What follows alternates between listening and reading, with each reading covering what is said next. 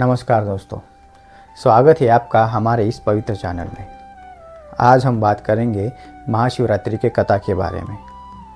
ये कथा ना ही किसी राजा की है ना ही किसी ऋषि की, बल्कि एक ऐसे शिकारी की है जो बस शिकार करना जानता था, और एक ऐसी रात्रि की जिस रात्रि ने उस शिकारी को शिव के गनों में जगह दे दी। यह बस एक व्रत नहीं है या बस एक पर्व नहीं है, बल्कि अनजाने में हुए भक्ति का सबसे बड़ा प्रमाण है।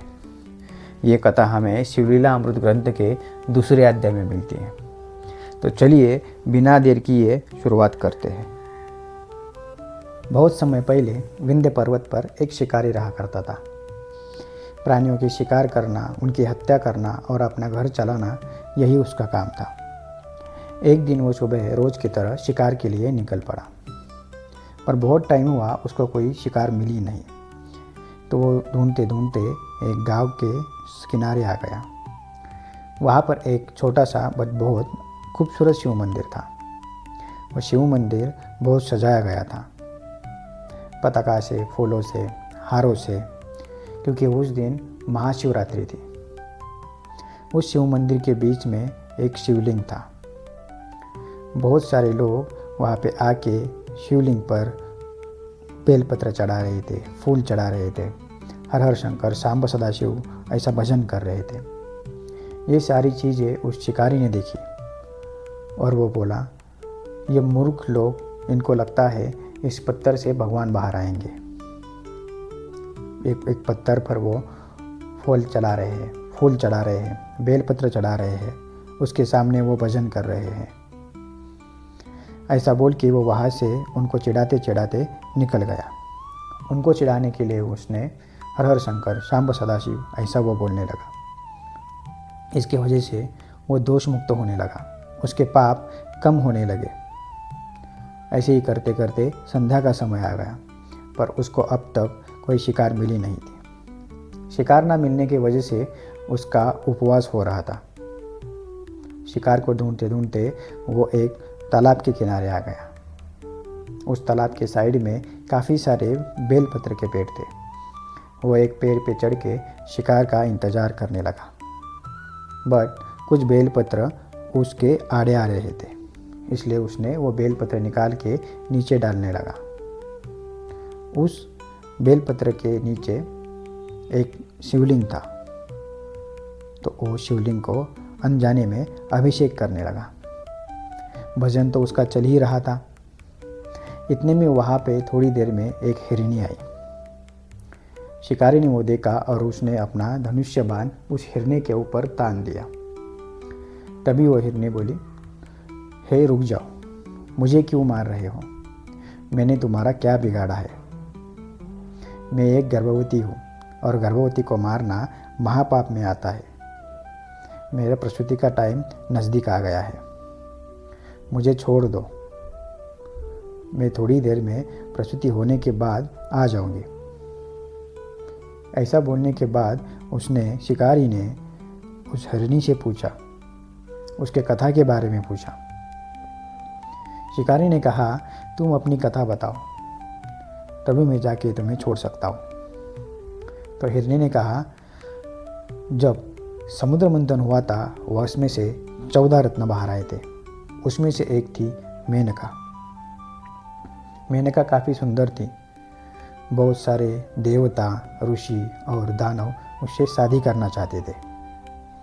इसका मेनका को घमंड आ गया। उसने शिव पूजन छोड़ दिया, उसने शिव भक्ति छोड़ दी और एक दानव से शादी की। उसने अमृत छोड़ दिया और मदिरा पीना स्टार्ट किया। उस दानव को देवताओं की पूजा करना अच्छा नहीं लगता था, इसलिए जब वो दानव कुछ काम से बाहर चला गया, तभी उसने सोचा कि भगवान महादेव की तब तक पूजा कर ले। मेनका कैलाश चली गई, पर जब उस महादेव ने उसको देखा, महादेव को क्रोध आया और उसने उस मेनका को श्राप दे दिया, जाओ जाके पृथ्वी पर हरणी बन के रहो, तुम्हें बहुत घमंड आ गया है। जाओ अपने उस पति के साथ और अपने 2 दासी के साथ पृथ्वी पर जाके हरणी बन के रहो। तभी मेनका को अपनी गलती का एहसास हुआ, उसको पश्चाताप हुआ उसने महादेव से क्षमा मांगी। शिव स्तोत्रे वो बोलने लगी। अपने महादेव तो भोले भंडारी हैं, तो उन्होंने उसको कहा, हिरनी का तो तुम्हें जन्म मिलेगा ही, पर वो बस 12 साल के लिए होगा। उसके बाद फिर से तुम अपने पहले के स्वरूप में आ जाओगे। इसलिए मुझे यहाँ पृथ्वी पर एक हिरनी बन के जन्म लेना पड़ा, इसलिए मुझे अभी छोड़ दो।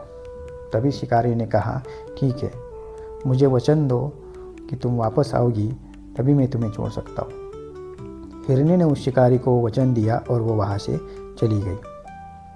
थोड़ी देर बाद और एक हिरनी आ गई। शिकारी ने पहले की तरह फिर से धनुष्य बाण उसके ऊपर तान दिया। हिरनी बोली, हे शिकारी, रुक जाओ, मैं पति के सहवास के लिए बहुत ही आतुर हो गई हूँ। ये मेरी आखिरी इच्छा है। अगर आखिरी इच्छा पूरी नहीं हुई तो लोग नरक में जाते हैं, इसलिए मुझे थोड़ी टाइम के लिए छोड़ दो, मैं वापस आ जाऊंगी। शिकारी ने उससे भी वचन लेने बोला। उस हिरनी ने फिर से वचन लिया और शिकारी ने उसे छोड़ दिया। थोड़ी देर बाद एक हिरन वहाँ पे पानी पीने के लिए आ गया। शिकारी ने फिर से उसके ऊपर अपना धनुष्य बाण तान दिया। तभी हिरन बोला, मुझे अभी जाने दो, मुझे एक बार मेरी पत्नी उसे मिलने दो, उनसे एक बार भेंट होने जाने दो। उनका नेरोप लेके मैं वापस आ जाऊंगा, तभी तुम मुझे मारना। शिकारी ने उसे भी वचन लेने के लिए बोला। उस हरिण ने वचन दे दिया और वो चला गया। ऐसा ही टाइम बीतते जा रहा था, तभी और एक हिरन आ गई। शिकारी ने उसके ऊपर अपना धनुष्य बाण तान दिया। वह हिरनी ने कहा, रुक जाओ, मेरे बच्चे घर में मेरा इंतज़ार कर रहे हैं, मुझे मत मारो, एक बार उनको अपना दूध पिला के आ जाने दो, उसके बाद फिर तुम मुझे मारना। शिकारी ने उसे भी वचन लेने को बोला और उसने वचन दे दिया। ऐसे ही टाइम बीतता चला गया। दूसरे दिन की सुबह हो लगी। शिकारी का उपवास हो गया था, ऊपर से वो बेलपत्र चढ़ा रहा था और हर हर शंकर, सांब सदाशिव ऐसे ही चढ़ाने के लिए बोल रहा था। इसके वजह से उसके सारे पाप निकल गए थे, वो दोष मुक्त हो गया था। थोड़ी देर बाद वो तीनों हिरनी और वो हरिण आ गए। हिरन बोला, पहले मुझे मारो, मैं अपने आंखों के सामने इनको मरते हुए नहीं देख सकता। शिकारी ने अपना धनुष्य बाण उसके ऊपर तान दिया। तभी तीर हिरनी आके उसको बोली, नहीं नहीं, पहले हमें मारो। पति के पहले मरने वाली बीवियाँ भाग्यवान होती है, इसलिए पहले हमें मारो। ये देखकर वो छोटे से बच्चे भी उसके सामने आए और बोले, अगर माँ बाप ही ना रहे तो हम जी के क्या करेंगे, इसलिए हमें भी मारो। ये देखकर शिकारी को बहुत बुरा लगा। वो पेड़ से उतरा और उनके पैर छू के उनको अपना स्वरूप दिखाने के लिए विनती की। तभी आसमान से एक दिव्य विमान में शिवगण आए गए उस शिकारी को लेने। क्योंकि वो पाप मुक्त हो गया था, वो दोष रहित हो गया था, उसको शिव के गणों में जगह मिल गई और वो हिरनी और हरिण अपने पहले के स्वरूप में आ गए। ऐसी है अपनी शिव महिमा। इसीलिए महाशिवरात्रि के दिन हमें शिव पूजन करना चाहिए, व्रत रखना चाहिए, उपवास रखना चाहिए, महादेव को फल फूल और बेलपत्र चढ़ाना चाहिए, जिससे हम पाप रहित हो जाएं, दोष रहित हो जाएं। आगे जाके हम इसी चैनल पर 12 ज्योतिर्लिंग की कथाएं भी अपलोड करने वाले हैं। इसलिए हमसे जुड़े रहने के लिए लाइक और सब्सक्राइब ज़रूर करिएगा और अपनों तक पहुंचाने के लिए शेयर करिएगा। हर हर महादेव।